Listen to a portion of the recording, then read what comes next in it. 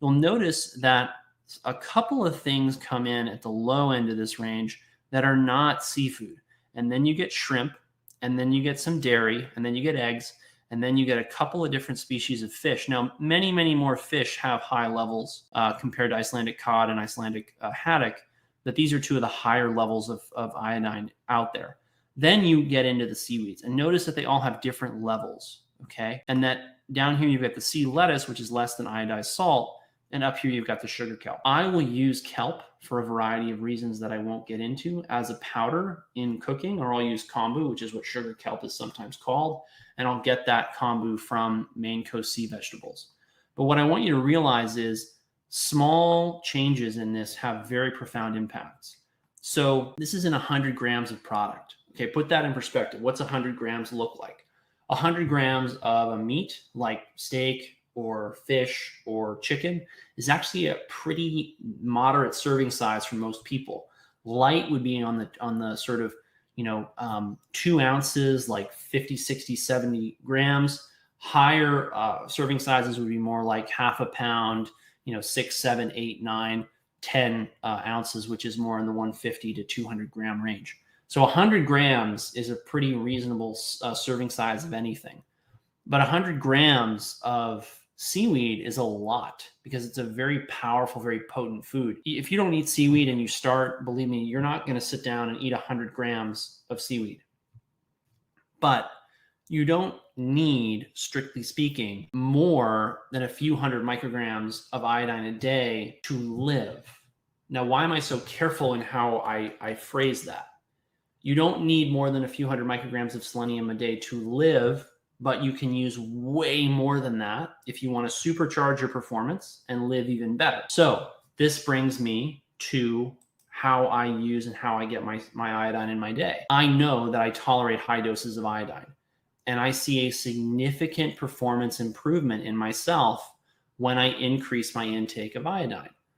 I'm also convinced that it's a really healthy thing to do for reasons that I go into in more depth and detail with my friend David Brownstein on the recording that I posted with him over on my Substack, which again is worth your while. So I want to get more than what I'm going to get from seaweed. I've been on 50 milligrams for months now, and I see a substantial improvement in my cognitive performance when I take that much. So guess what? I take that much every day. I don't know if I'm ever going to stop using that high of a dose because I can't find cases where people do worse on higher doses of iodine. Many people are going to tell you, but wait, what if iodine or this study or that study shows that iodine does this, that, or the other thing? I have no doubt that there's people out there who shouldn't be taking high dose iodine. They need to be careful with this. You should always talk to your doctor, who can be me if you would like, before making big changes to your diet and lifestyle and exercise routine and so on and so forth, right? But I've seen such clinical value in this, and I've seen such performance enhancing benefits for me that I'm not going back to living a low iodine intake life. When you look at the epidemiologic literature, it's very clear that the more iodine a population consumes, the lower their risk of things like death and cardiovascular disease and metabolic syndrome and all kinds of other problems. One of the things that, if you didn't know, is happening in our modern world is rates of death from things like cancer and cardiovascular disease are going up. And, a lot of groups, age groups, demographics are actually seeing their longevity decline for a variety of reasons. But underneath all those reasons is a gradual decline in their consumption of iodine. So I consume a high dose iodine as Lugol's iodine every day. I use 20 drops, which is 50 milligrams. And I take it with at least a teaspoon of sea salt in my diet. I take it with a quarter teaspoon of sea salt when I take it. So if I take it as like a shot in a small glass of water, I'll add the sea salt to the water, add the iodine, shoot it back. It doesn't taste very good. And then I'll chase it with something else. So that's how I take my iodine. Personally, again, not recommending that for the general public. That's just what I do.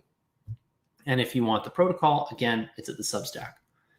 Okay, I also eat a diet that's high in foods that have a lot of iodine. So I might have seafood and I should be specific, fish or shellfish 3, 4, even 5 times a week. I think I've had mussels twice in the last week. I think I've had salmon 3 times in the last week. I'll eat shrimp, I'll eat scallops, I'll eat a really wide variety of seafood.